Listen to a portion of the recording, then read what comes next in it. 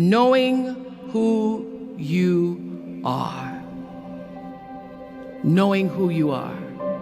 Being able to answer this question, who am I? And what do I want? You know, many times when I go out of the country, I am baffled by that question. To explain what is your occupation. I've stood there for 10 minutes. Well, am I a talk show host? Well, I'm more than a talk show host. Am I a businesswoman? I'm a businesswoman. I'm more than a businesswoman. Am I an entrepreneur? I'm more than an entrepreneur. So I just leave it blank or self-employed.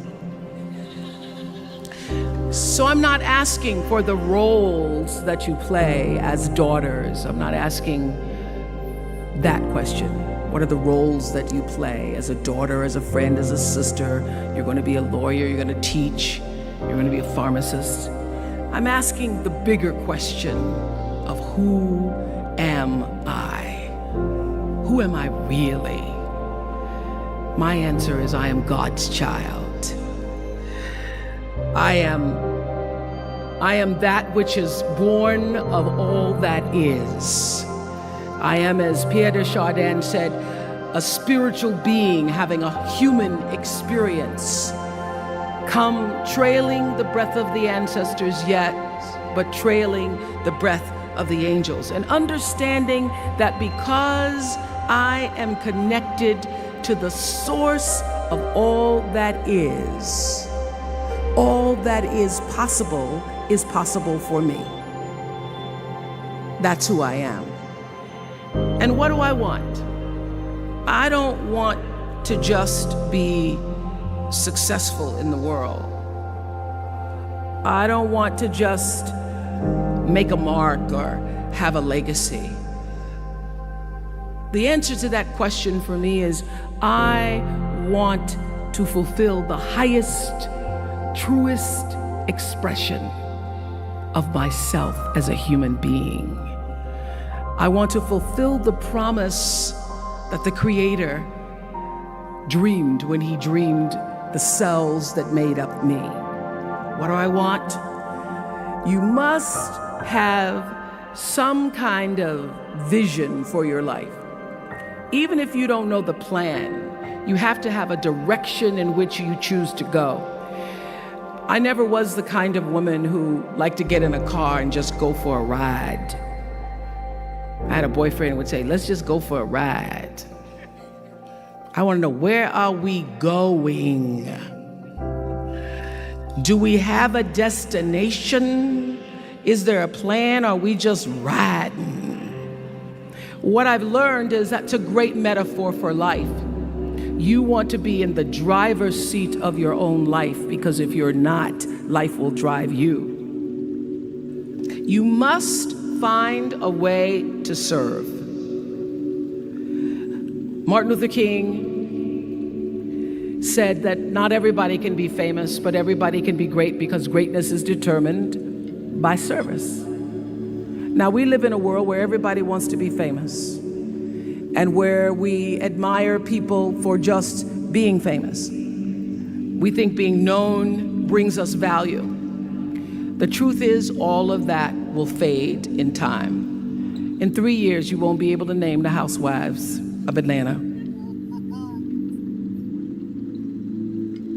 The real truth is that service and significance, service and the significance that you bring to your service is that which is lasting. So to be able to, whatever your occupation or job or talent or gift is, our honorees today getting doctorate degrees, to apparently opposite fields, HIV and AIDS and the spoken word. But what they have in common is service, using the spoken word in service to community and the world. Using your knowledge and information about HIV and AIDS and medicine in service to the world. And if you look at all the most successful people in the world, whether they know it or not, they have that paradigm of service. Everybody's talking about Mark Zuckerberg and IPO. Service. Jay-Z rapping. Service through the word to people through song. For many years, I was really just happy to be on TV, and people would stop and say, "Oh, you on TV?" "Yeah, I'm on TV. I like being on TV. It's a nice job." And it was about the time that I received my honorary doctorate from Spelman around 1993. So I don't know if that had something to do with it. I thought of myself as Dr. Winfrey. That I went back and I took a long look at what it was I was doing on TV and made a decision that I was no longer going to just be on TV, but I was going to use TV as a platform, as a force for good, and not be used by TV. And I will tell you,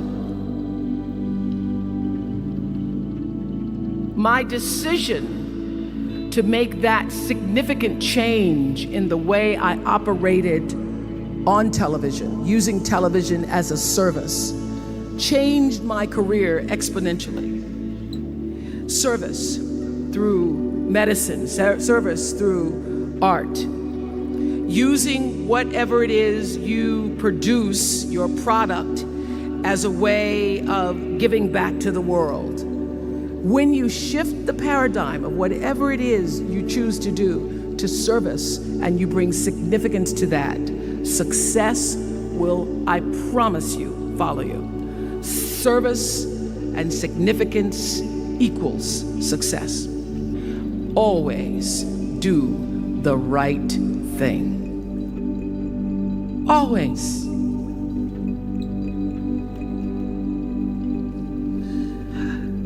Be excellent. People notice. Think of how you notice. You go to Taco Bell, somebody gives you an extra napkin and some sauce. You notice. You want to go back to that person, because even at Taco Bell, excellence shows itself. Be excellent. Let excellence be your brand. Everybody talks about building a brand. I never even knew what that was. When people would say, "You're a brand," I would say, "No, I'm just Oprah." What I recognize now is that my choice to, in every way, in every example, in every experience, to do the right thing and the excellent thing is what has created the brand. Years ago, I did an ad for Revlon for an ad they were doing called Unforgettable Women. And what I know is that when you are excellent, you become unforgettable. People remember you. You stand out. Regardless of what it is, you become an unforgettable woman. And that is what we all want. We want to be unforgettable and not forgettable. So doing the right thing, even when nobody knows you're doing the right thing, will always bring the right thing to you. I promise you that. Why? Because the third law of motion is always at work. For every action, there's an equal and opposite reaction. That is so true in all of our lives. That's what Newton said. Celia in The Color Purple said it. Everything you even try to do to me, already done to you. Everything you even try to do to me, already done to you. So you don't have to worry about revenge or getting back at somebody, making sure they pay. You just have to do the right thing, and the right thing will follow you even when people don't support it. Choice to change the world. I love that song. I love hearing you all sing that song.